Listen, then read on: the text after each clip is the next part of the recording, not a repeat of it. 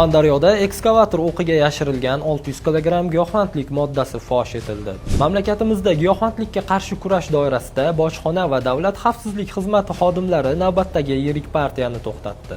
Surxondaryodagi Ayritom chegara postida Afg'onistondan kirib kelgan Mercedes-Benz avtotreyler skaner orqali tekshirildi. Transportda maxsus texnika ekskavator olib kirilganligi qayd etilgan. Chuqurlashtirilgan ko'rikda ekskavatorning o'q qismida nihoyatda ustalik bilan yashirilgan giyohvandlik vositalari topildi.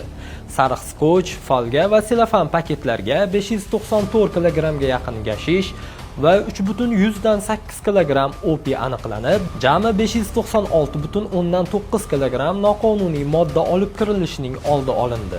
Dastlabki ma'lumotlarga ko'ra, bu moddalar qora bozorda 16 million AQSh dollaridan oshadi. Anhoruzda qoling va bizni kuzatishda davom eting.